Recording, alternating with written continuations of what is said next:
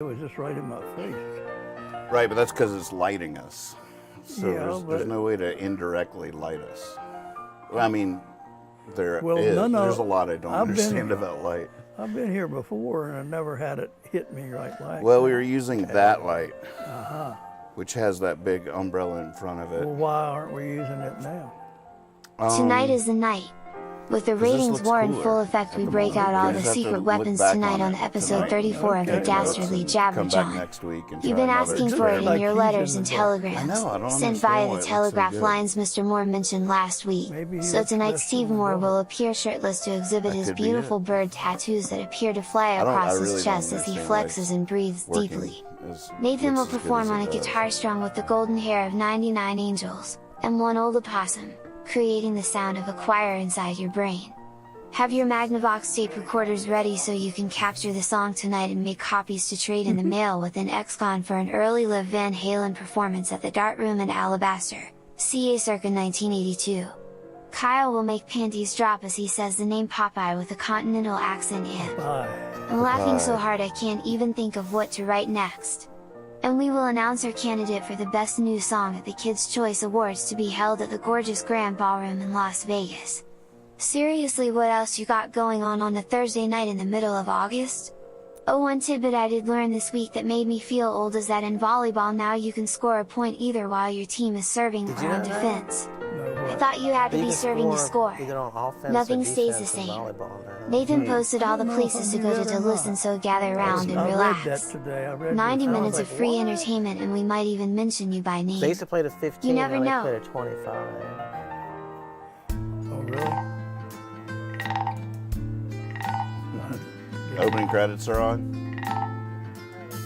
Look at he's just crushing the buttons over there. Had the piano going on underneath you, smooth transition. Opening credits, little fade out even. The other frog, well, you better go get him. Two little frogs sitting on a log. One of them fell in. The last little frog, I did some work on that. Good thing they can swim. More? Jabber Jawn. This is the third week. Jabber Jawn. Jabber Jawn. Jabber Jawn. All right. Three little frogs sitting on a log. One burst into Oh, they can hear us. One frog said to the other frog, wonder what's got into him. Two little frogs sitting on a log. One laughing. We got a delay too, so we get real. Can you tell why? Little frog, he sat and thought, must have been something I said. Isn't that interesting? Jabber Jawn. Jabber Jawn. I'm wearing a wire. I'm glad I checked in on Jabber that. Jawn. It's a mystery. We do have a pretty cool opening theme song. Hannah Bloom just said, love this song. It has a nice little... Is that playing now? The three little frogs sitting on a log. Wanna get stuck in your head if you let it. Oh, we're live. Folks, this is it. We're on. Hey, welcome to Jabber Jawn. I'm Nathan Moore, your host. This is my father, Steve Moore. Hey This there. is our good friend Kyle Hogg, and we're here to talk about whatever we want to talk about. I got nothing. I'm empty. Yeah. So we're just going to sit y'all there. This is more like an Andy Warhol piece of art that we're creating here. He did the 7 hours of somebody sleeping. That people went and paid good money to watch that because it was just a novel concept.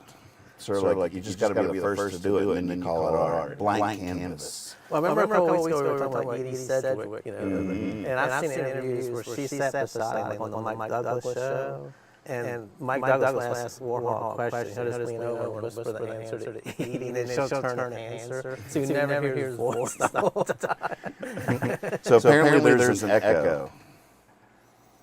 So that must have something to do with what we were experiencing with hearing it but not knowing why.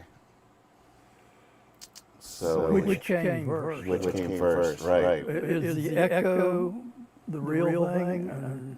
Great question. I'm always curious when doesn't happen I often. wonder what would be. It doesn't happen often. No, but sometimes the echo is the first thing you hear. So I wonder. I'm sitting here trying to figure out how I'm messing around. So go into settings and take that other mic off that we added. Do you know what I'm saying? Audio under settings, and we change that one mic, and we'll just use the instance on all the scenes. Hopefully we'll still be there. Do you know what I'm talking about? Lex is on it, folks. We are off the hook. We couldn't possibly be charming right now, even if we tried, because with an echo. For some reason, the echoes remind me of that the group Big Country. We all remember that? Big Country. In a big country, dreams stay with you like a love. But for some reason, that reminds me of echoes. All right, so now talk to us out there, out in the world. Cut through a clutch. Is the echo fixed? Did you just remove that? Put it, yep. The one that I set it back to disabled. Yep. Yeah. You still seeing meters? Hit apply. Yeah. I bet we're good now. I bet that did it. Are we sped up though, so we sound like monkeys? Now we sound like. Is it working now? Is everything fine? Copacetic? We good? So people are sitting here watching us in the dark and just hearing echoes. Give yourself a round of applause, Lex. He is crushing the buttons over there. I don't know that button. I think it's a G right there in the middle of the keyboard. Yeah, take a bow. Lex Park, ladies and gentlemen, on the buttons. You're going to be noticing all kinds of improvements week to week. It's all a work in progress, but as you can tell, we're already coming at you with a different vibe, a different hue, a different lighting, different camera angles, and he's switching between the different angles. And I forgot about that. Yeah, there's a whole thing going on. I gotta Hopefully our lips are lining up with the sound this time, which it wasn't doing last week. Was a bit of a debacle, but these are what I call growing pains. So I'll take it as long as we're heading in the right direction, which I do believe we are. We have to pay attention the whole time now, though, because we never know when the camera's going to zoom in on it. I know. You got to be showing your good side at all times. Do you have a good side? If someone's got a camera and they're taking your picture, do you have one that you've come to decide is your good side? I don't think so. Do you have a good side? Never had a side. Never had a side. How about you? I definitely have a good side, but I always forget which one it is. You've probably taken, always get it you've wrong. probably I'm taken like, a bunch of publicity photos, haven't you? Yeah, I mean it's definitely a whole thing when you're getting your. I mean. Now I have had a lot of times when I've had my picture taken, people have said in retrospect that, well, we didn't get your good side.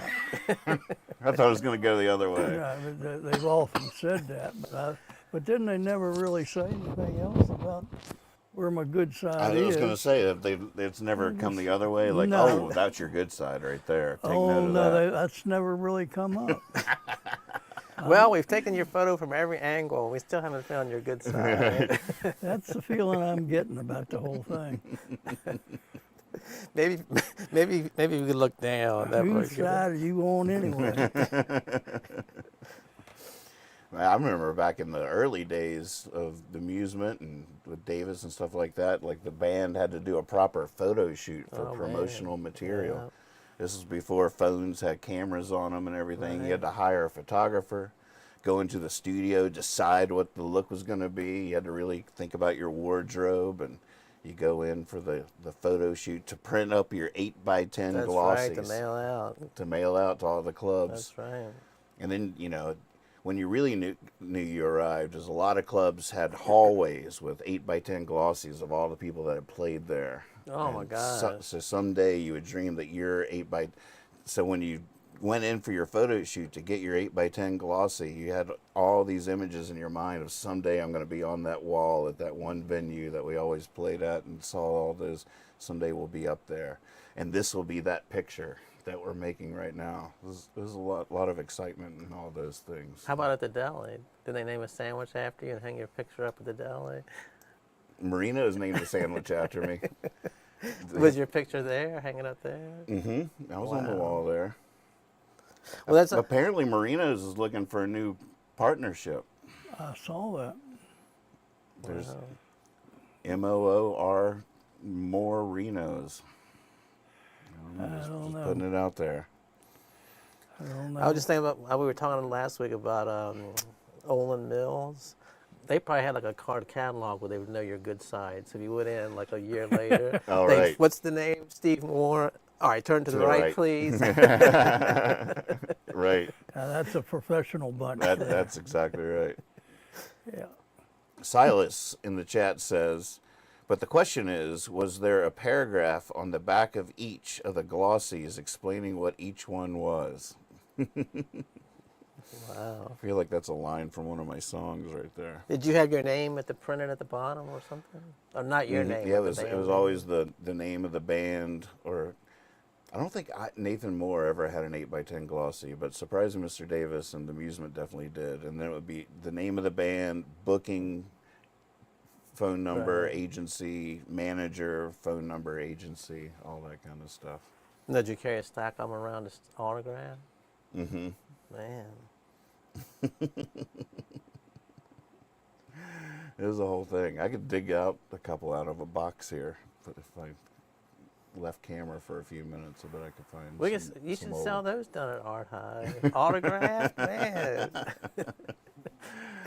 Oh, man. We had some fun. The Amusement had some funny ones. Could you superimpose me and Mr. Moore's faces on the band so it would be like, Now, oh, yeah. We and could at the Photoshop bottom you we'll in. put Jabber Jawn. Kyle's lost 45 pounds, it looks like. I can't believe it. I didn't know. Oh, he was referencing, you know what he was referencing? I'll say it again. Silas said, but the question is, was there a paragraph on the back of each of the glossies explaining what each one was? Now I remember what that reference is. Alice's Restaurant. Oh.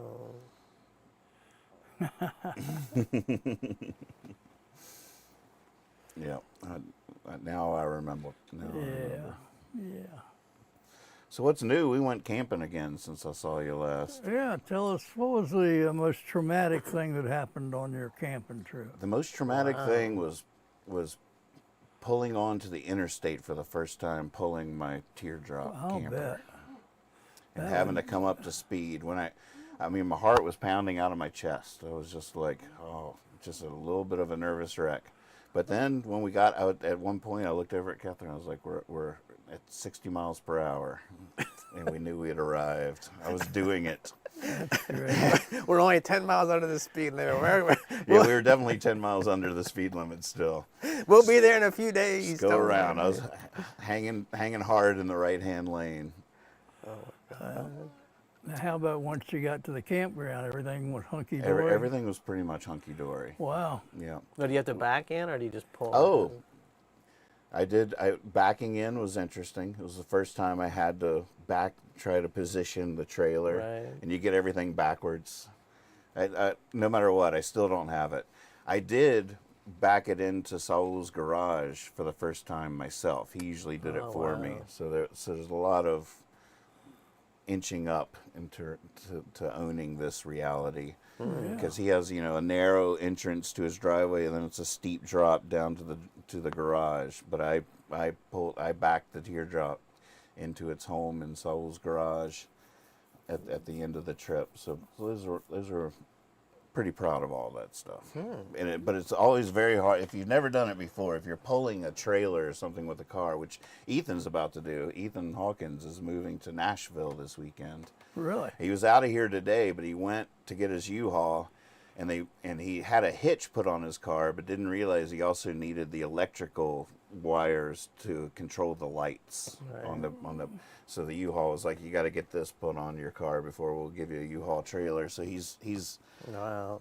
delayed, which is good because I didn't get to see him before he went. So maybe tomorrow night we can all get together and play some songs with Ethan. Just putting it out, planting that seed in the universe to send him off proper for the next chapter of his adventure down to Nashville, Tennessee. And but when you're back to the story, when you're backing up a trailer, you're looking out the back, it's completely counterintuitive where you do the steering wheel in terms of the direction that thing's going to go. So you think you want it over there, so you do what's intuitive to you, and it's always backwards. It's always wrong. Have you ever done this? No, Never pulled a trailer? Or never backed it up? never really tried to back it in anywhere. Mm-hmm. What trailer did you think of that you pulled before? I'm not sure that I would have ever pulled before. Probably, I mean, I've had boats. That's what I was thinking. Was it a boat? Yeah, I had a boat at one time. Mm-hmm. So I didn't do I good. remember that boat. I didn't do good with it. Mm-hmm. I didn't have it long. Was it Granddad's boat or? Well, it was just a little John boat, so I think it might have been his. Had a little motor on it. Yeah, but I'm not sure. Yeah, we just had a little electric motor to putt around in, but I'm trying to think if we just put it on top of the car or if it had a trailer. I guess it had a trailer, but I don't remember it. I think I remember pulling it off the top of a station wagon, I think. Right. I didn't have a big boat. I remember that boat. Yeah. You ever pulled a trailer? No, we had some friends that lived in King George or King Henry, somewhere out between Richmond and Williamsburg, and the guy got the boat lined up, the trailer lined up, and then he wanted to get in the boat for some reason, so asked me just to back, just a straight thing into the water. And like you said, it was like all over the place. Like you don't know how to just hold your hand still and back up. I was like, he kept hollering straight. I said straight. But like And then you it said, starts going off. I know, because you look and you're like you said, you try to correct a little bit, and that just throws it off even more. Right. You always get it backwards. Right. Next thing you know, probably like 5 times I had to pull forward and start over. Just like, oh, it's going the wrong way. Oh, overcorrect. Oh, pull forward, start over. The amusement toured. We used to have like a big bus and then like a trailer behind it, and it was so hard to park that we traveled the country for years, having to calculate in advance to where like we didn't want to pull in anywhere that you might possibly have to back up at all. So it's a whole different way of viewing the world. Like, no, we're not going to that gas station. Like everything you had to think 5 steps ahead. Like, do we pull? If you go down the wrong road, you can get yourself into such a terrible situation. If it has like a little place down there where it dead ends and you can't turn around or something, like you have a tour bus with a trailer and you're down at this bottom of this dead end road, and it's going to take you an hour or two to navigate and to get yourself to extricate yourself from this situation. So it was an interesting view of the world. I see the world that way now, pulling the teardrop. I'm just like, don't want to go for gas. Don't want to pull into a grocery store unless I don't have to back up. You have to see it. Like, okay, we can pull into the front of this parking lot here, park at the end, and then we can just get out back onto the road right there. Oh my gosh. This probably is only fascinating to me. I'm sorry, but once again this year we can't play your club because we don't know where we'd park. Yeah, you're at the end of that dead end road. There ain't no way we're going to be able to play there. We could park down here if you could get a crew of people to meet us to help us get our gear to the. Yeah, that was actually reality with some kind of mountains, Colorado gigs, weird locations. Well, did you ever have scoundrels try to break into the bus or the trailer and steal equipment? That never happened to us. I almost want to knock on wood, even though I don't do it anymore, so it doesn't matter. But yeah. Wow. So I know that happens all the time. Had a lot of friends get their gear stolen from the instrument trailer that they pulled. So what's new with you guys? It's summertime and it's hot, It is hot. and my garden is beautiful, and I have lots of things coming out of my garden. I don't do a garden anymore, but some ladies have taken it over, and they come and water it and give it love. And I'm so happy that happens. it's beautiful. They've really done a wonderful job. I So saw that's- Heather walking up there a couple of days ago. Yeah, she comes right often. Sunday they all came together, and we had a little they did stuff in the garden, and we had a little get together. So it was kind of nice. What all do you have growing in there now? Tomatoes are coming in. We've had green beans, which I'd never had before, and a lot of zucchini and squash. Oh yeah. They have potatoes planted, but not yet. But they have some lima beans planted. They're doing different things out Lima there. beans. Trying out there. Last year we had all kinds of peppers, but they didn't plant many this year. But it's all for them. It's what they want. I don't really care about the food that much, but Right. the zucchini and the cucumbers. We got a lot of cucumbers. Oh, you do? Oh yeah. I make a mean pickle, but I haven't done it this year. Our cucumbers were a little bit weird. They turned yellow really fast. 'Cause Really? the soil Well, was I can strange. get you some cucumbers probably. Do you like pickles? Oh, you like sweet pickles, right? I make a mean pickle. I just saw a thing on YouTube where you get like a popsicle. Those popsicle things you put the water in or the Kool-Aid in or whatever. Oh yeah. But you put the pickle juice in it, and you put the pickle in it. Then you pour. It's like maybe 3/4 pickle juice, and you fill the rest up with vodka. And you I didn't even know vodka would freeze it? freeze, but I Vodka guess doesn't freeze. I know, but this guy made them, and he was just eating it like a popsicle. But when I was thinking about it, I was like, vodka doesn't freeze. My brother keeps all his vodka in the freezer, and I was like, Right. never freezes. Maybe it goes inside the pickle juice or something. So when you bite into it, all of a sudden vodka just shoots out. Yeah, it's like a little explosion. Anybody of ready vodka. for a shot of vodka? Yeah. Well, none of that sounds appealing. There's no part of that. You had me at frozen pickle juice with vodka in it. Just not sure. I'll try it. I'm not saying I won't try it. I'll try anything twice. But that just doesn't sound right to me. I saw a recipe for sushi made with cucumber slices. They look pretty good. Now that sounds good. So I'm But on. the ahead. other thing when you asked me what I've done, was the thing I really enjoyed was we had 6 of the Beluga elders Oh wow. met. Quorum. A quorum, definitely. We passed several laws, Oh no, I have to read the new literature. but they came to my home, and my next idea is next month I want to do a monthly meeting, but I want to rent Art Hive Oh, and have a luncheon there. they would love that. That's a great And, idea.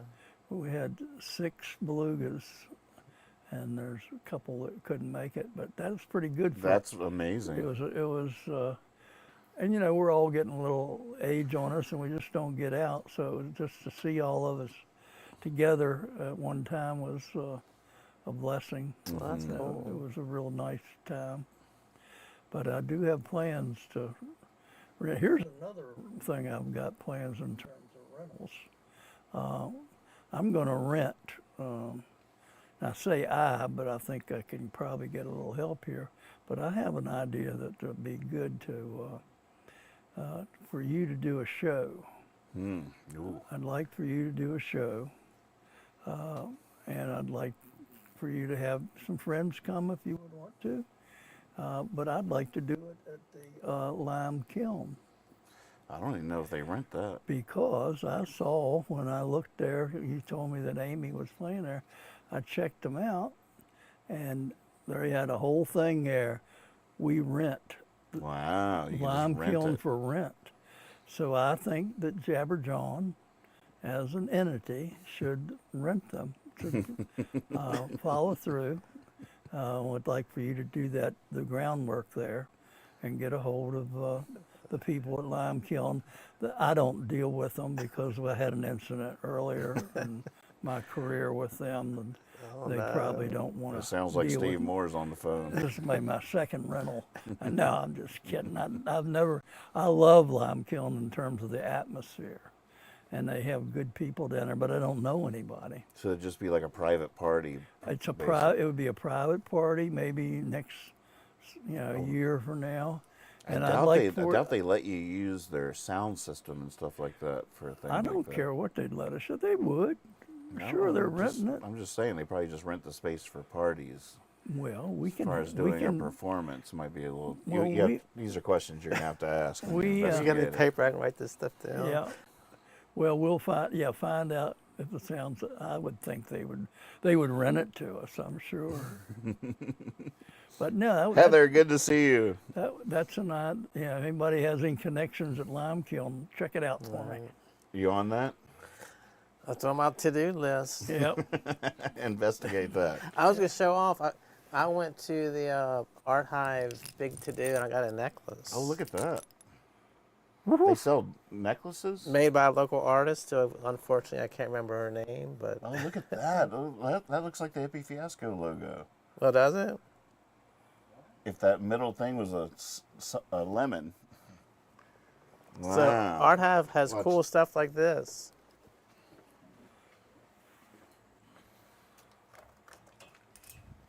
Do you know who made it? That's what I meant to. Oh my God, it does. Reminiscent. Must Isn't be it? must be a fan of yours. Copyright infringement. Nathan will be looking for it one time. Remember I think your that's a name? sun, not a lemon, so they're safe. You can see why I flashed on that. I There, right? know. It was it was a nice grand opening. They all looked very excited. They were even giving massages. Your dad. Oh, so wants this is to- so what happened before is like a soft opening. Right. And this thing you went to Yeah. was the official. right. Was it well attended? Art Hive. It's down there across from Queen City Brewing, and it's a new art collective. They have workshops artists, and yeah. all kinds of stuff, and sell art supplies, all kinds of stuff. But they were giving Spring massages Hill Road. and all kinds of stuff in there. Nice. So it was very cool. Was there a food truck or anything? No, but they do have cooking classes, and they do have classes where the people come in and cook for you. While Oh, you're wow. there. That's what I was thinking with mine. I'll have lunch, but I could have it catered, or, Yeah. I don't know that I have to fix anything, or we just get delivery. Team up with Michael End or something. Yeah. Yeah. But it's set up it's really nice. Yeah. It reminds me of a local business I wanted to plug because we got them the other day and it was the best I've ever had. Like they seem to be getting better and better, and they just got a new food truck themselves, Chicano Boy Taco. Oh yes. But they, apparently, according to a Facebook post I saw, they just got a glorious new food truck just last week. And where's they'll, that gonna they'll be? probably be, I don't know, I guess they'll appear at events and stuff to have Chicano Boy wherever you go. That's a favorite. But it's one of the only places I know that delivers still, except for Domino's. But they have their own delivery system, and they'll deliver food to your house. And the last time we ordered it last week, it was the best I'd ever had from them. I was like, man. So Chicano Boy has delivery people, They have actual people. but you're saying in-house. other people will deliver, but Well, you they can don't use- have their own. You can use something called DoorDash. Right. Have you ever DoorDash? I've never DoorDash. But DoorDash is basically like an Uber kind of situation where Right. they'll go to pick up stuff from Wendy's for you, Right. anywhere.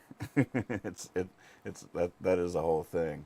But there's all these charges on top of charges, and before you know it, your little guilty pleasure of, well, let's get some delivered McDonald's is like $50-$60. You're just like, what did I do? It's just insult to injury, really, because it's usually a guilty pleasure that makes you want to do DoorDash in the first place.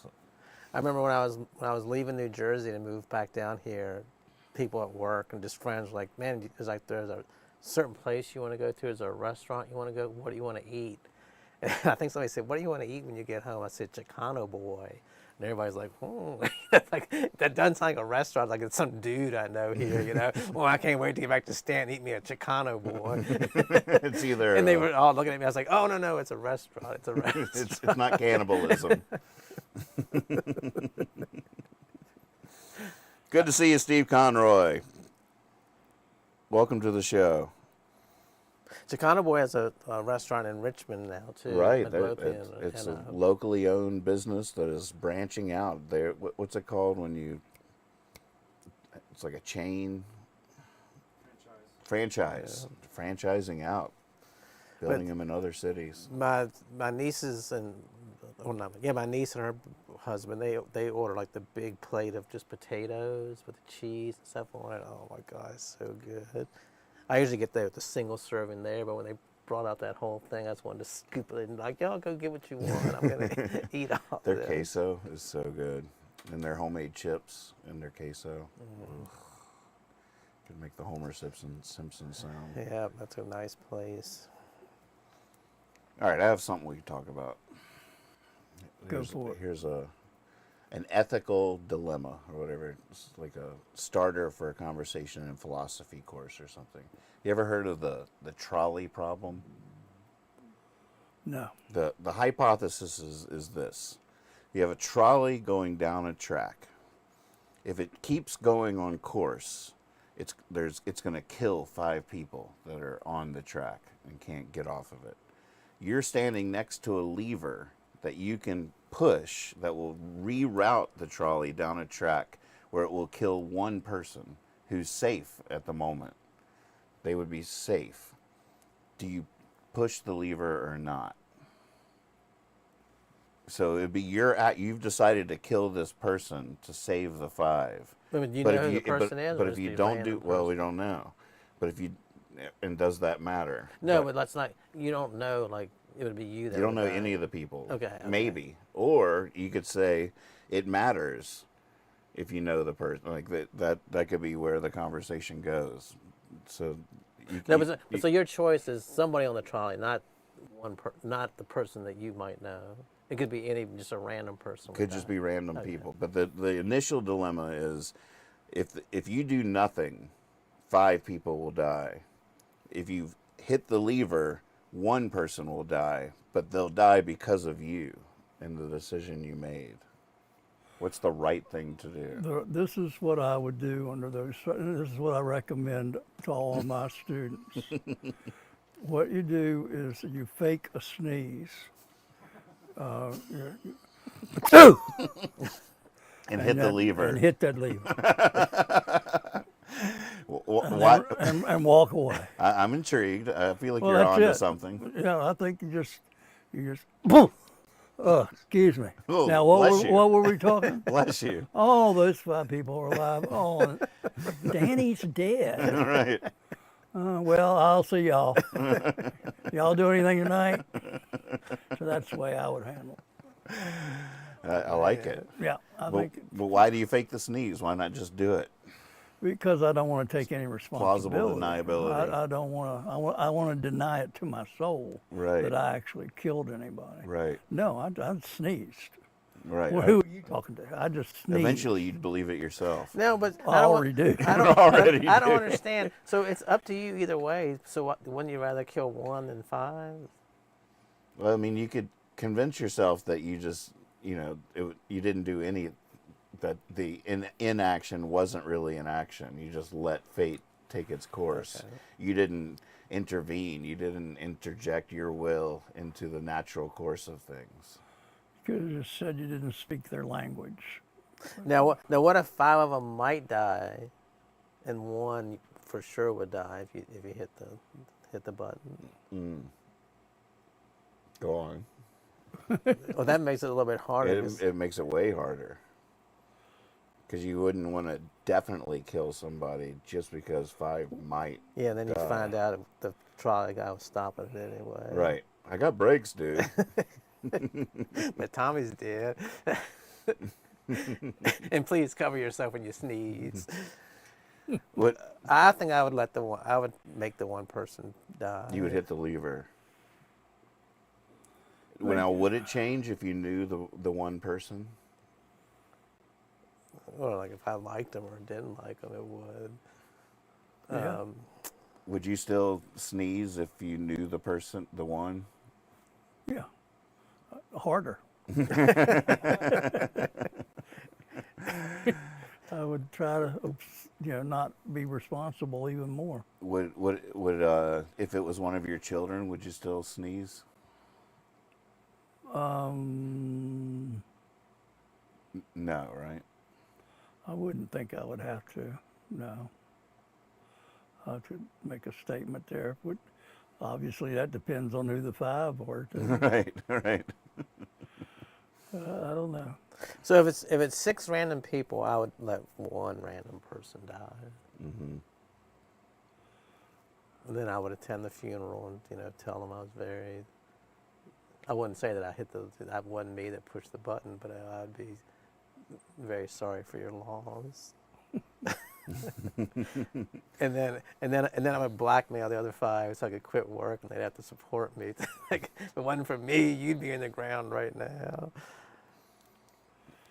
In the philosophy courses and stuff, they keep going with the conundrum and try to use the logic of why we would kill the 1 to save the 5 when there's so many examples in life, like somebody walks into a hospital and they have the organs that could save 5 patients. Do we kill them to harvest their organs to save the 5 patients? At that point, you're like, wait a second. Wait, what's going on here? But philosophically, ethically, it's sort of the same question. Yeah, but that's like saying we should go kill, all these rich people and just take all their money and feed the poor or something. Right. Gosh, can we just talk about sex now? Sex or death, whatever. I was going to say something, now I can't remember what it was. Shoot, my mind's so rattled from your question. Well, now I remember. Well, they say like what leads to evil is like just people doing nothing. It's how guilty you are by not standing up for something that you know is bad going on and not inaction. Yeah. But that, so like talk about starving people. I could probably go out every day and give some food to some people, but if I really thought about it, I'd never be able to sleep again at night. But, right. That's why I try not to think too much, except here for 90 minutes. Oh, the world's not fair.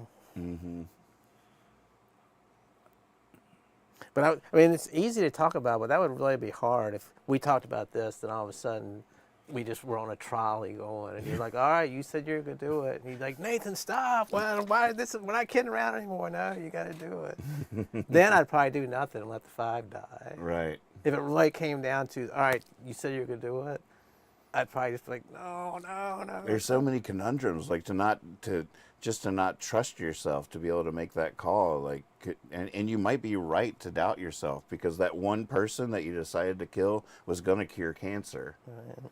And you just killed millions of people inadvertently because you were so presumptuous to think you knew what the right thing to do was, and that action was important, that inaction's evil, and you've made all these decisions. So you hit the lever, you fake the sneeze, and you just killed the cure for cancer. Now, this should be something people are right. Nobody's answering. Oh, I don't know. People, don't be cowards. Heather says it borders too close to playing God for me. So she would let the 5 pass away? Mm-hmm. Well, Because she didn't want it to be her choice? just from the limited things she said, I would infer that too. Well, Heather, thanks for your courage in answering. The rest of you have switched to another show at this point. But my point about the cancer thing, like it is like playing God to a certain extent, to hit the lever, to assume you've done the math quickly in your head and that this is the right call. There's so much you don't know, so many variables. Now, would you be able to vote for the death penalty for somebody? Like somebody did something terrible? I'm against the death penalty, but I understand it.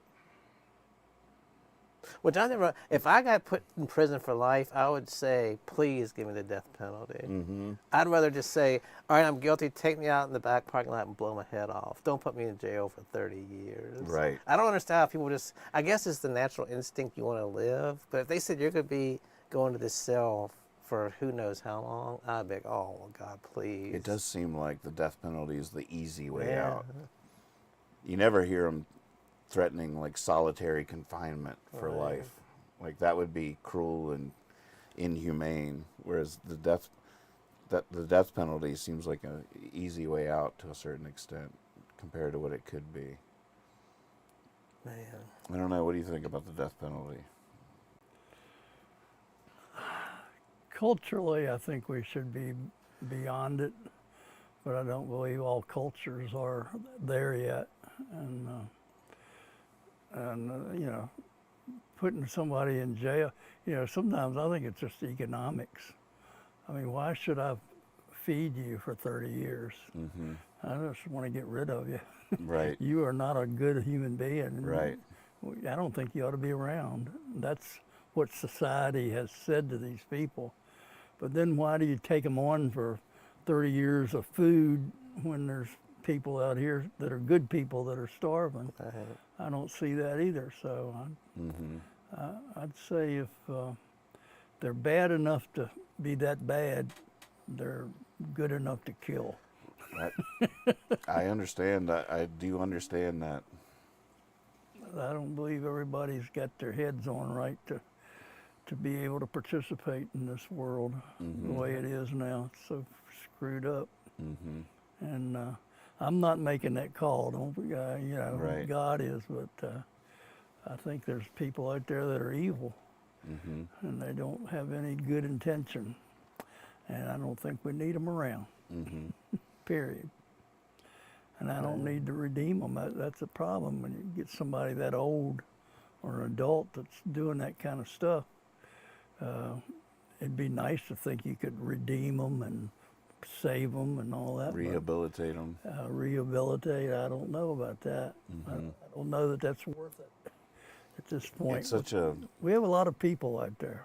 Mm-hmm. Why don't we just go with people that are willing to play the game in terms of thinking about other people, Right. instead of people that are out there trying to use and take advantage of other people. Not a big fan of those people. There's something. There is something profoundly beautiful and naive about the idea that everybody could be saved or rehabilitated. That's a powerful belief that has a place. I think about that a lot, just in terms of how important it is to have somebody that believes all things in the conversation to a certain extent. Maybe just because nobody's really capable, or so few people are capable of having a complex, nuanced wisdom about them, or something. Like maybe that's more what should happen. But I think about this with my pacifism all the time. Like pacifism is such a powerful idea that you just don't kill. Like it's wrong to kill. You never kill. Like, and to have seen these pacifists throughout history that have changed the world because of their pacifism. All of them were murdered. If you look at almost every famous, most influential pacifist was murdered, which is poetic. But I just see them, and they embody this belief that you shouldn't kill no matter what, and they wouldn't. And I feel like that's such a powerful thing. But when I try to say that pacifism is the right thing to do, then I start to feel really naive when you start seeing all the different possibilities that can happen in life. Right. And how, and realize that, God, life is way more complex than that. But on the other hand, these pure souls that believe purely in that belief have inspired and changed the world in their own ways, that if there weren't pacifists in the world, I feel like the world would be such a worse place. So I guess in a sense, I'm arguing that there has to be examples of naive, pure believers in things that don't necessarily stand up to scrutiny or the challenges of a complex world.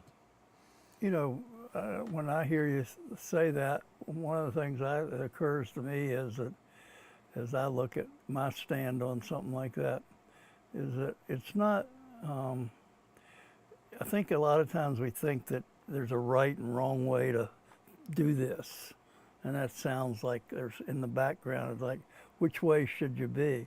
But I think there's more to it than that, in the sense that I think there's room for the pacifists that you just described, the Gandhis and those strong people that that's their strength, is standing up and looking you honestly in the face and saying, I will not try to hurt you. And I think those people are contributing to the powerful goodness of people and mankind. And I think there's room for that. But there's also room for other attitudes. Right, right. And I think that you know, if you're not that person, what you need to do is defend that person. Right. So I'm the guy in the back of the bar that'll come over and knock you in the head Right. if you're messing with the wrong person. Right. You'll keep the pacifist alive. Exactly. when the shite hits the fan, Yeah. the warrior. Just get back here, I'll be out there. Hold my beer. I was the first person that said that. And look what happened to that. Yeah. And here's my car keys. Get the car running. I'll be right out. So I think a lot of things are like that, where you think, I'm not that way. Should I be? No, there should be people like that, but you don't have to feel bad that you're not like that. You just have to be honest with who you are. So is that sort of the key of, like, not deciding whether or not it's right to be a warrior or it's right to be a pacifist, but finding out in some way what you are? I think so. And being your true self, whatever that is the right thing to do. Exactly. And, part of that is, who do you want to be in terms of, like you say, warrior? Probably some people would argue the best warrior would be the pacifist who's able to fight without a shield or without a weapon. And so, it depends on how much you can, if you think you can pull that off. But if you can, I have nothing but, respect for you. But I also understand my limitations. I don't think that way. And I don't think I need to think that way. I'm not trying to change, because I just don't think that's my nature. Right. I got that other person in there, Ernie. Yeah. But don't you think, like, for wars, I mean, you wouldn't label them pacifists, but don't you think most people that have to go to war probably wouldn't hurt anybody? 'Cause I read all these histories of war, like, I wasn't trying to kill any Germans or Japanese. I was just trying to save my own life. Stay alive. When they protect come my after brother. you're not thinking I want to hurt them. You're just like, God, if I don't hurt them, they're going to kill me, Like, you might have lived your whole life, 25 years, never wanted to hurt a soul, and then all of a sudden you're like, just, you got to do something, or just stand up and wave as they shoot you down. Right. But I don't think those people they wouldn't classify themselves as a pacifist. They were just normal, Right. people. Well, I think most people don't want to ever kill anybody else. I mean, that's just a long step, but there are different reasons why you don't want to do it. And part of that's because of the pacifism and caring for others, and part of it's just trying to stay out of trouble. But I don't know. Wars it seems like 99% of wars are orchestrated by the powerful elite behind desks that don't have to fight in them. And there was this beautiful notion in the 60s and around Vietnam where there was this moment, the 100th monkey kind of phenomenon, where pacifists were rising up with this, like, overwhelming belief that, look, if we could just get the people to all collectively agree that we're not going to fight these rich people's wars anymore. Like, Russia could say, invade Ukraine, and all the people would be like, no. Right. No. But until that happens, Russia says, invade Ukraine, and they do, then all the Ukrainians are forced to defend themselves. Like, all of a sudden, you could be as as naive as a good 60s folk song and walk out there with a flower and just get shot in the head, and that's the end, next. Well, I remember when Russia first invaded, remember there was, like, people that said they weren't going to go, and they were just dragging people out of their homes and stuff. Like, you are going to go fight. Right. And then you get out there with what we were just talking about. What are you going to do? Just sit there while, people are firing at you? Oh. gives me the creeps. Well, that whole Wagner group thing was fascinating because it showed you one thing is that they're having trouble finding Russian soldiers that haven't either hidden Right. or left or rejected it in some way. So they're hiring these mercenaries. Right. The first thing they do is go to a prison and ask the prisoners if they'll Who wants a reduced sentence? who wants to get out early. Yep. All you gotta do is kill some of these people. Oh yeah, we can do that. I did that last week. I have to stay here longer. This is a great deal. But what kind of people have you got? You're getting some ugly mercenaries there. And that's what was doing all that fighting all that time. It wasn't Russian, well, yeah, some Russian soldiers, but you know, I just think about the Russian people and what they're trying to do. I think if they had a choice, they probably wouldn't want to go over there and fight Ukrainians. Right. But It's the last thing anybody would want to do. it's a hard thing not to. I was going. I got drafted. No, I'm serious. Oh, I thought you meant in Russia. No, I was going to Vietnam. Okay. And I had lots of questions about it because I was in that very boat of saying, I don't want to kill anybody. I'm a Christian. I was brought up not to kill people. And I certainly don't want to go to a jungle. They have bugs over there, all kinds of things. Right. And I certainly don't want to leave my home. So, you know, what do you do? Did you ever think about trying to be before you? Do you know that? Did we ever tell that story? Because he got drafted, but he failed the medical exam. Yeah, my left eardrum kept me out of Vietnam. Before you knew you were going to get out on that, what were you thinking? I was thinking I was going to go, and I was going to be a terrible soldier, and I'd probably get kicked out of the Army after a few years because I wasn't very good at doing what people told me to do. Taking orders. I had trouble with that anyway. So, but I would have told them at some point in basic training that I didn't want to kill people, and I would opt to be a conscientious objector and do what I needed to do. I think at some point I would have done that, but at first I was just going to go do my 2 years, and Vietnam was winding down by then. It was 69, 70, and there was a good chance I wasn't going to go to Vietnam, or at least a lot of the fighting was over by then. But that's another reason I didn't get drafted, because they weren't as needy. So when they had civilian doctors, the first time I went to get out of high school, they had all military doctors. I passed with flying colors, and then 2 years later, I got a 2S deferment for school, and then when that ran out, they had the draft number. My number was 143, and they went through 145. Wow. So literally on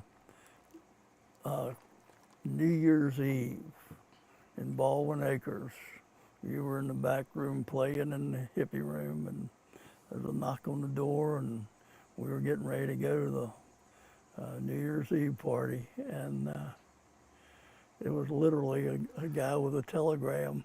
Wow. Greetings. And I got drafted that night. So Wow. ended up crying in the showers at the armory. Wow. So they brought you a telegram. Yeah, saying I you'd got been the drafted. old-fashioned Wow. greetings, because they wanted to get it to me before the next day, or I might have gotten out of it. So that was that story. How many of your friends fought in Vietnam? Do you have many stories of that? Well, two of the ones that were at that meeting I was telling you about, 2 of the 6 were non-veterans. Wow. That saw fighting, or Yeah. Well, you know, with a non-veteran, you don't usually talk about that. it's interesting, isn't it? You hardly ever. Well, if they were in the fighting, or if they saw some of the things that were happening over there, they don't want to talk about it. Isn't it healthy to talk about it, though? Not in might be in some situations, but not just. It's just like I can't share that with you. I used to work with a guy he was just, modern day. He wasn't in any terrible war or anything, but he said anybody that comes up to you, like tells you they're like a soldier and starts talking about the battles and stuff, he said they never were over there, because people, like you said, they don't talk about that stuff. That's something they want to keep, back in their mind somewhere. It's true, yeah. But it changed them. Yeah. Nobody came back the same. So. Well, this is much different, but I was thinking the scariest thing, this is whenever I go out, not every time I go out at night, but I'm always afraid I'm going to run into some drunk at a bar that wants to fight me. Not that that's like a constant fear of mine, but I'm like, who would go to a bar and want to fight somebody? I can never understand, like, you bump into somebody or you talk, like you were saying, you go out to Dice's and you're not going to have my girl, like, what in the world's wrong with you that you want to fight somebody? You're out dancing, listening to some music, but you're just, it's just something different in your brain. It seems like it used to be like even way more common than it is now. Like it's yeah. almost a given on any given Tuesday. There's going to be a fight at the bar. Yeah. But what is that? It's definitely calmed down a lot. It seems. When I on the off chance I hear or about, we're not going to the right bar. right, or we don't don't get out like we used to, so we might be don't? assuming too much. Yeah, I think you're right. But there's a part of me when I hear about a bar fight, I'm like, oh, good, I'm glad that still happens. There's a little part of me that is relieved on some level. But back to your very valid question. But it seems like there's really what no is that way all to even about? talk to, like, how do you calm them down, or how do you, well, one thing, I don't want to fight, and I'm also like so scared to death, that, like I'll be out with a date or my ex-wife or something, so I'll come and start talking to her, and then I would just be like, what am I supposed to do, but like, hey, leave us alone, and then he slaps me across the face, and I just sit there, like, or I just say, you talk to him, I'm gonna go play pool, like you just, I mean, I'm always like, oh my God, don't make me fight some dude that's all jacked up on, rum and cokes and just looking for a fight. Because there's no way to say, hey, why don't you just, walk. I'm sorry I bumped into you. Let me buy you another round, No, you are. If this was 20 years ago and I was still drinking, I'd say, take me with you. Right. I mean, He was sort of looking for that fight too, but he wanted to be on the noble I end wanted to be on the right side. of it. He wasn't going to start one. The But only by time- golly, if I go to enough places, I might be able to finish one. the only time I've ever been hit at a bar, it was Rockets in Richmond, and I went into the bathroom, and I was standing at the urinal. They had like those old, gross, big urinals, and somebody just came up from behind and hit me as hard as they could in the back of the neck, and I fell, like Oh my my hands went God. to the urinal to catch Wait. myself. Someone just randomly hit you in the back? Well, I thought it was random. So I turn around and I'm looking at the guy and he's like, what are you talking about, girl? And I was like, I don't even know what you're talking about. I saw you looking at her. I mean, I have no clue what he was talking about. And I said, you must be somebody else. You come to this urinal, you came and see my face, you just punched me in the back. And he was just like we were talking about, just wound It was just up. you and him in there? There was other people in there, but he comes in and just hits me. But so I go down, my hands go in the urinal, and I was like, oh. And then I turn around, like, what in the world? And oh man, I was just like, all right, dude, I'm getting out of here. I'm trying to get my pants zipped. All right, dude, I'm leaving. I'm getting out of here. And I guess he came back out and never said another word to me. But maybe that's what leads to my fear. I'm like, Well, yeah. But I was like, and I went back and I was like, oh my God, everybody I'm with, like, I gotta get home. Why? My hands are covering other people's urine. I gotta get out of here. Like, what happened? I was like, man, some dude like hit me in the back. I remember he like hit me right like in the back of the neck, sort of. I was like, what? But it was like the same thing. But it is a whole, I mean, like, you can almost see the appeal of it, because even as a victim of it, just randomly or whatever, like, like the night becomes this big drama. Although you just got attacked. Your friends have to rally to your aid. Everybody wants to know what happened. Oh, nobody came to my aid. Nobody said, let's find him and get him back. They're all like, let's get out of here. You didn't know Dad then. Why were you looking at his girl? I wasn't looking at his girl. Yes, you were. I saw you looking at her too. No, I wasn't. I promise I wasn't. And if he, if he had picked the right person, then it might have even escalated into an even more exciting evening where your friend would have been stood up for you, and all of a sudden there's factions involved, and everything slows down. You got injuries to nurse. You got to put an ice pack on it. Like, Like you can almost see the appeal of it because it just everything becomes super slow-mo movie all of a sudden. You're living this whole adventure. Well, I remember it's funny now that I'm thinking about it, but I just remember when I was trying to get my balance. I don't think anybody else at urinals knew what happened. They just see me go forward like, oh, no, how much fun can I have playing in the urinal? They didn't know that. I don't think they knew the guy hit me in the back. So they're probably thinking, what a freak we got. Is in a mood tonight. I'll tell you what. But then when I started talking to him, he was like all wound up. They're all like cutting it short, and getting out of there. Like, oh, let's get out of here. But then it's like just one of those guys, that's just had a rough life, or the alcohol turns and Alcohol will alcohol's crazy. turn like off the inhibitors. That's what it basically will do. Uh-huh. So it's left you with your more primitive instincts, and we all have them, and they pop out at very inconvenient See, I mean, I've times. been drunk hundreds of thousands of times. I never wanted to fight That's not anybody. your true spirit's not back there lurking. You're not once you get uninhibited, that's not you. Okay. But if you were a fighter, then you get uninhibited. Right. You must have some insight into these drunk fighters or something like. Were any of your friends that dude? Or do you remember that dude? You don't have to name names. Right. I think if you look at the history of, say, violence between husband and wife in the world, 80-90% of it is precipitated by one or both of them drinking alcohol beforehand. And I think it's just as a liberator. Alcohol lets loose the things that you have been trying to control. And if you've been frustrated all day at work and people been yelling at you and your wife didn't pay any attention to you and you're just miserable and you come down there and have a few drinks, you're pissed and you're ready to take it out on somebody. And when you see an innocent young man bent over a urinal, it's almost too good to let go. Bent over a urinal. Just to give him one little forearm and knock him in there. And you know what? I feel better. I'm sorry, but I feel better. Mm-hmm. I don't know. Man. But yeah. But I don't even know, why would you go to a bar they knew there was like, I have people that, or you see on TV and stuff, like there's shots fired again at this bar, another fight. Why would you keep going back to those bars?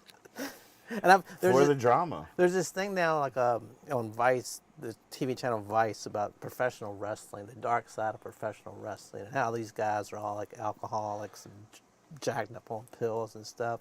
And they're always in bars fighting each other and stuff. But then they're not mad at each other. I think that, some people would fight, they're not mad. Like if I fought somebody, I'd never want to talk to them again, Like these guys just fight, and then they're like, see each other on the street. Hey, Dave, what's going on? Like, No, there are people that just like to fight. Brooklyn knows Now, too. I'm not that person. Right. I don't like to fight. It is like a classic, almost archetypal thing of like the two people that fought becoming friends or like bonding over a drink or something afterwards. Right. Like they whether it's trauma bonding or they just through the course of it developed a quick mutual respect for each other. There's Let's go back to the bar and order nachos. Good idea. Come on. Remember, I've got urine hands.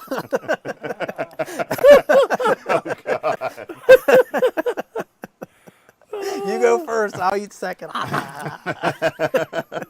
Come on, I'm taking you to Chicano Boy. Have you seen my new necklace? and they became the bestest of buddies. And then we started a talk show. This brings us full circle to how Kyle and I met. Now you know the rest of the story. I can't remember who was on top, but it was ugly. I was bent over a urinal. I'm sorry that happened to you. Just Oh my get that out there. God. Heather says, Dad's fallback plan was to be in a military band. I'm not sure what part of the conversation this came in at. he tried out and was for Vietnam Yeah, maybe. not having to fight, He yeah. tried out and was accepted, and they waived all music training because he was already good enough. He turned it down because he didn't get drafted. Fallback plan. Yeah, I guess like if you were a conscientious objector, could you just like be a medic or something? Is that what they Yeah, they did? would put you in a non-combat position, evidently. I don't know too many people that did that. I do know one. So, like Ali, he just refused to even go, right? He just said, "I'm not even going to go mess around at the." I think he did, yeah. Yeah.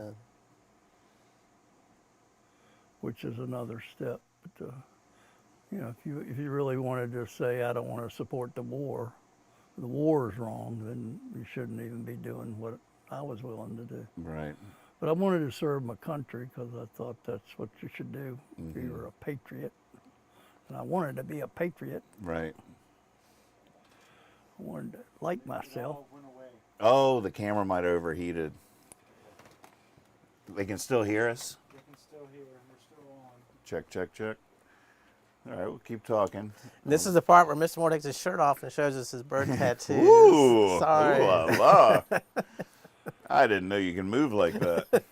Well, watch this left breast, and I'm gonna make the cardinal speak. I didn't even know you had tattoos. Look at that! Look at that! Look at that! Look at the blue jay. That's Yeah, incredible. the blue jay's flapping his wings. You might want to move that fan over onto the camera. Are we back on? I think it's back on, right? Yep. You got buttoned up just in time. Woo, that was quick. So what bird did you bring us this week? Well, I brought you the ugliest bird of all time. The ugliest bird of all time. Can we get? No, I don't know. Do you have a guess what it is? I'm anxious to know which one. Yeah, what would? Because I know it's a But pretty ugly bird. are you sticking to the theme that they all have to be native to around here? What do you guess? So Lex? far- Or have you changed the theme to go for This the is the ugliest bird ugly- in the world This is the ugliest bird around here. around here? Oh, so you have a guess? The ugliest bird around here. Lex said he might. It's very Starling. It's very familiar. No, Lex, what's your guess? I don't remember what it's called right now, but it stands about that tall. and it's Good got a real long beak. and Oh, a vulture? Craziest looking bird I've ever seen. Oh, around here? No. Not around here. Is it a Alright. vulture? it is. Oh, the vulture. I'm Man. glad we're doing the vulture. They are intriguing. Yeah, there's a couple stories. There are actually two vultures to talk about, and they're easy to tell apart. The most common one is the turkey vulture. Turkey. And is a buzzard and a vulture the same thing? Well, you can. The other one is called a black vulture, but they're the ones that are commonly called buzzards. I guess you could call the turkey vulture a buzzard, but Does that feel like turkey buzzard is something? I'm yeah, familiar I with? mean, people do it all the time, but I don't know how proper it is. But the turkey vulture, and they are a big bird, you know. But everybody sees them swooping around up high in the sky, gliding. They're not flapping; they're gliding around with their huge wings and riding the thermals, the rising heat, and they go up and they check around, and they're what we call carrion eaters. Carrion. Carrion, Carrion, which means dead shit. Something that's dead. They're not going to. They're not hunters. They're not hunters. They clean up the mess of the world, especially our highways. They get a lot of messes there when we hit things with our car, and then the vultures come. But a lot of people have seen vultures along the highway when they come by, and they fly up. And the thing that's distinctive about the turkey vulture and how he gets his name is that red head. that is featherless, and that's where you get the ugliness from. If you want to look at that. Now, is that the only bird without feathers on its head? There might be others. goodness. The condor is a bird that eats carrion, and it has that situation. Well, that's a big bird too, right? It's a California giant- yeah. condor. So the condor and the buzzard and the vulture are all basically the same species. No, or- I think the condor, I hadn't read a whole lot about it, but I think the condor is in the more of the hawk eagle family, whereas these are their own species. No, they're all over the world though, right? Yeah, who? Condors? No, the vulture. The vulture, some kind of vultures, but the picture shows them. And our turkey vultures in the southeast, Oh, wow. but they are across the whole country in this part of the year. But they're native and normal Oh, I all didn't year know that. round in the southeast, which I thought was. Wait, I would thought they'd be out west. Yeah, you always. Yeah, see so I was them. thinking things die in the desert. No birds get out there and eat it. Yeah, there's still vultures out there. Wow. But they're, of course, they don't have teeth. They don't hunt. They eyes, tremendous eyesight. They do have a good sense of smell, but they're not sure how much of what they can detect from the air is from their smell or from their sight. I think what they do is they're high enough to see something dark on the road or something, and they get lower, and then if they get low enough, they can smell it to see if it's alive or dead. And, Now, you might not know this, but say like a deer just got hit, it's really badly wounded. Would they start eating it, or they wait till it starts stinking? they'll just sit there and wait. They're very patient, and they'll wait for you to die. Oh, wow. is it a misconception that they'll like circle in the sky above something dying, waiting for it to die? Like, is that when you see them circling up there, a lot of times it's like an ominous sign. Oh, yeah, I hear people say that all the time. Something must be dead around here. Right, Yeah. right. Well, I realized this a while back. I really wanted to tell you. I think it's beautiful about nature and everything. Is that if you think about it, the vulture goes to work, and he's got this part of the sky, and he's got everything in this area, and he's up here a mile high, looking down, but then his sisters over here, and then his other brothers over here, and so it goes across the sky, and they can all see each other. So one of them sees something down below that's interesting, and he'll drop down to look at it. Well, this guy says, "Oh, he saw something interesting. I'm going to slide over there." So he comes over. So that's where you see that circling thing coming on. They're coming in from all around and keeping that thing down. It's like a net, and they fold in and go down. And so they're basically waiting for to know if it's dinner time or not. If something clicks and it's a dead animal, and of course if it's been dead a while, it's better for them. They don't have good teeth or anything, so they want it to decompose a little bit. A freshly killed animal is not Hard to get into. hard for them to get into, and they're more into the guts and the things, and that's why they have the bare head, because they want to get inside the guts, and that's so they don't want their feathers getting all bloody. So that's why they have the bare head, and but I think that image of the up here and coming down is a beautiful idea of how things work together. And yeah, I never had that image before. Hopefully I've created that for some people, that you think about how in other words, how did the buzzard know? They don't have a telephone. And and that's the way they do it. That's the Right. way they communicate. So. Yeah, because you usually do see 4 or 5 on a carcass or something. Oh yeah, they'll that's they find it. Do they know each other? I'm sure Like they you, do. you were saying family Well, members, they but I was do. wondering if there was a competitiveness. I don't think they're competitive, but I think that, but they are.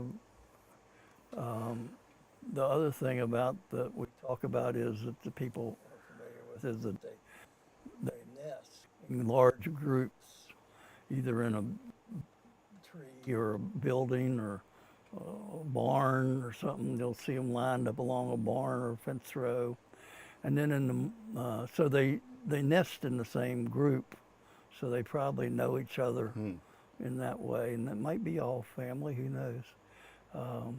But yeah, they're familiar with each other, but they do sleep together. They don't do any calling much. They hiss and cackle. Hiss. Ugh. Yeah, they hiss and cackle and make weird sounds, but they don't really, you don't hear buzzards singing. It's just, we've talked about this before, but it just always boggles my mind how it fits. Like, they're hideous looking. I mean, they're frightening looking. Like, you wouldn't, a little bluebird eating a carcass, like that's not right. Right, Like yeah. that's not the way it goes. Like, they're these grotesque, hideous, bald, red-headed, gargantuan birds that eat the carcasses of dead things. Black. Yeah, it's just so like Black and it all fits. Ugly, yeah. Associating with the carcass idea. Right. You don't want a pretty little bird eating a carcass. It wouldn't be right. No. It would just be too upsetting and to that the way- fabric of poetry and beautiful ideas. Yeah. It's just so funny how that works. But I haven't talked about the black vulture yet. There are not as many of them. They have a more curved wing like that, downward curve, whereas the V, you get that long V for the turkey vulture, where it's like that. It's not really a V, but it's Yikes. pretty. But the black buzzard's more like that, and it's wound like an arc. They have About the same size? shorter wings, stubby tail. Turkey vulture has a longer tail, and then the black head compared to the reddish colored of the turkey vulture. So you can tell them apart, but you can tell them apart by flying too, because the black ones don't have that V, and they don't glide as much. They're more of a short wing bird. So, but here's the story that I learned today from a friend who works out with animals and things in the farm. Heather Judah, who works at Polyface, she was telling me that the black vultures will kill newborn lambs, newborn sheep, and What? yeah, they will actually land and walk around, and they'll slip over and this is gross. I don't know. They'll poke the eyes out of the, babies, and then when it dies, they'll come back and eat it. Wow. Turkey vulture never does wouldn't that. do that. Wouldn't do that. Right. So the black vulture's a badder guy Right. too. Turkey vultures are pacifist. Yeah. Essentially. Well, they wait until you die Yeah. before they eat you. That's Cleanup. very polite. Cleanup crew. Unlike what was the bird that was eating other birds we heard about? Oh yeah, that was last week. Yeah, wasn't it? what bird was that? Well, a last week? sparrowhawk. A sparrowhawk, Yeah. right. Yeah. Prettier bird, but much more violent than a hideous turkey He's a buzzard. killer. Yeah. Yeah, Yeah, you wouldn't want to go to a bar with him. right.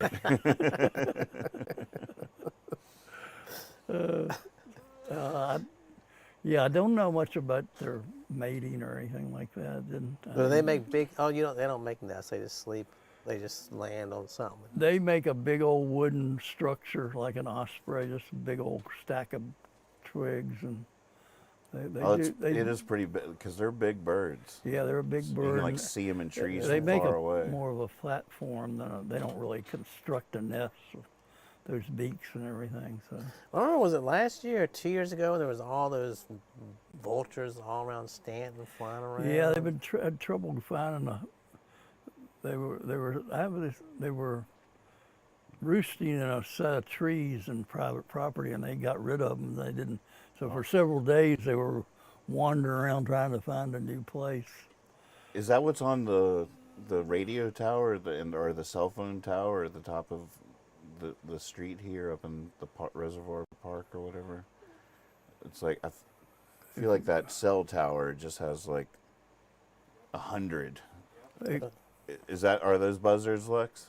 Oh, I'm sure they're either vultures or buzzards. Probably vultures. Yeah. So that's just like a whole community of them. And That's the whole group of this area. And then they come out and they spread out and have their territories. they actually have the one buzzard will sort of go to the same spot every day. I don't know how Right. that works. Well, one thing they do that people note, it's kind of macabre also, is they hang their wings out. They stick in the morning when the sun comes up, they'll get out on the barn and I've had them on fence rows where they got their wings spread out. You ever seen that? Yeah. They do that on that cell tower. Yeah, they'll do that on the cell tower. It's weird looking because they'll, like, a lot of them will all be doing it, and they all look like they're looking right at you. Yeah. What are you looking at? What are you You're like, looking at? am I about to have a heart attack? Like, I've definitely had several experiences in my life where because of what the vultures are doing above me in the sky, I'm like, oh no, is this it? Do they know something about me I don't? Am I about to be knifed in the back? That I don't know about? Right. Have I been looking at somebody's lady? Are the vultures trying to warn me to run? Or should I walk real slow? Is it a heart attack? I don't know what I should do. Yeah. Wow. Interesting. But I was reading about that. They were really not so sure about why they do that. To me, it looks like they would be warming up their bodies to get ready for the day. But they said, sometimes it's not that cold, so why they? One theory was it evaporates the dew during the night that's caught on their wings, so it makes them lighter. So, but I think they just like feeling the sun on their wings. God, can you imagine, like, during the Civil War, there must have been vultures just following those armies around, just waiting for the battles. Oh yeah. God, can you imagine, like, a couple of hundred dead guys out there? How many vultures would be? Oh yeah. Oh, that must have been like oh God. That's a it's giving me classic image, though. nightmares That's like now. old war images of the vultures at the end of it. That's or feeding somebody to the vultures, kind of like tying somebody to a stake and let the vultures eat their eyes. Cut their stomach open, but they're still let alive. the vultures eat their eyes. I was talking about the black vultures. They go for the eyes. God, you seem all excited about that. Well, it wouldn't have been a turkey buzzard. I learned something new. That's not a turkey buzzard. Oh my gosh, I guess I won't be sleeping tonight. But I feel like I've seen several movies where that was an archetypal thing or threat or Right. And reality. I wonder if you're like a marching army, like say the North was coming down, I wonder if the vultures just followed them because they knew there was going to be battles all the time. They just, Probably did. God, I on got some level. Walt Whitman and the vultures all following to help people. So I don't feel like they've built. I don't see nests on the cell tower. So would their nests be somewhere else, and they go there? That's it's their roosting area. Roosting and nesting are two different things. But they probably are roosting somewhere where they can all just settle in for the night and not worry about a nest. But Now, this doesn't sound like I'm trying to be funny, but I'm not. What's roosting compared to perching? what's that now? What's the difference between roosting and perching? Roosting refers to settling in for the night, Oh, okay. coming somewhere where you can spend the night. And roosting quite often means a grouping together at night for protection. Okay. A lot of birds roost in the same area. So to roost, the birds will perch on a branch, but So there's not many birds that are nocturnal. Is that true? oh yeah, that's very true. And even the ones that are still can't see in the dark. So they're more active, like an owl is active mostly in pre-dawn and post-dawn, right after the sun goes down when there's still a little bit of light. And that's when they do most of their hunting in the early morning, and that's when most of the other animals are active. Rabbits will be more going into their areas and coming out in the morning and the evening, not the middle of the night. So That was one thing that was healthy about this last camping trip for my nocturnal soul, to be reminded just how much of nature comes to life at night. I was just sitting out there like I do. I've finally gotten used to it. It's going to get eerily quiet around 10 o'clock, and definitely by 3 o'clock I'm going to be the only soul up in this campground. But I was just sitting there this time, and the frogs and the crickets and the lightning bugs, I mean, that forest just came to life at night. There was millions of animals that were just ready to sing and just proudly coming to life at night. And it was just satisfying to my soul to be one of them. see any bats? Didn't see any bats. But definitely with the water and the lakes, just the forest orchestra of those frogs combined with crickets. I mean, it was just tremendous what they were doing. And it seemed to be like this call and response from two different, with the clearing in the middle. I actually pulled out my recorder at one point. It was just so vibrant and amazing. I put one microphone going that way and one going that way, because it really seemed like this, like they were doing this call and response dance, and it was just tremendous. And it made me feel good to feel that much life happening at that hour, because it's easy to feel like it's easy to imagine that Like you weren't everything alone. would just go to sleep, and it would just be like deathly quiet out there. But it was actually way more sound in the middle of the night than the middle of the day. Middle of the day, it was pretty quiet out there.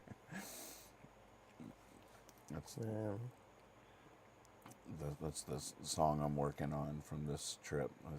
I haven't finished it, so I can't sing it tonight, but I'm conducting that forest orchestra. Life After Dark. Life After Dark, yeah.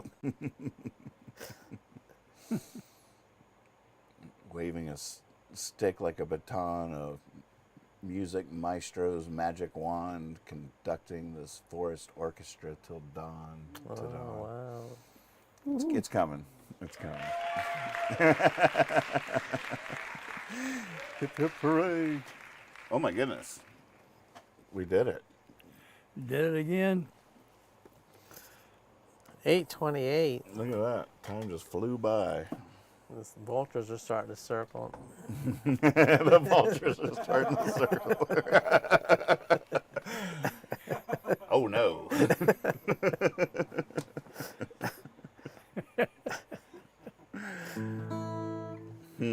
Oh.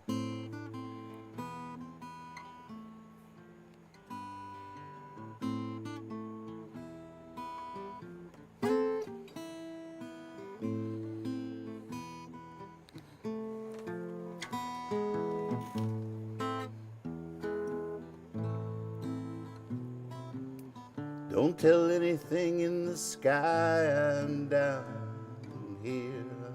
Hide beneath the trees, down by the water, but don't tell the waves. I don't want them to know I can see.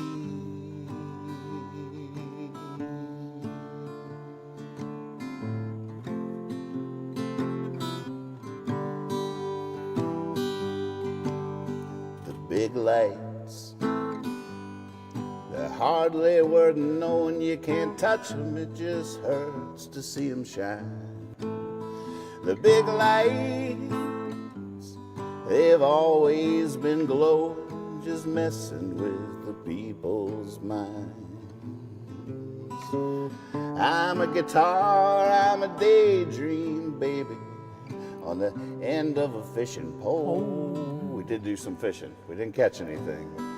Trading places with the cattails and the June bugs, where everyone knows,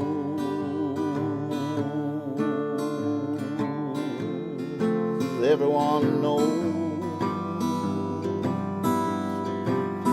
The big lights, they're hardly worth knowing. You can't touch them, it just hurts to see them shine. The big lights, they've always been glowing, just messing with the people's minds.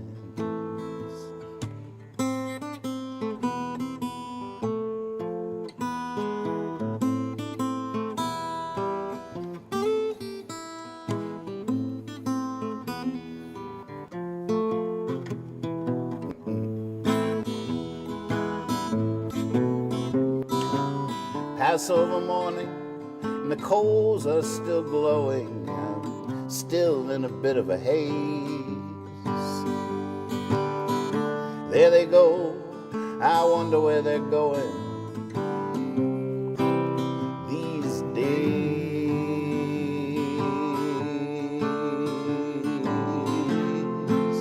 These days.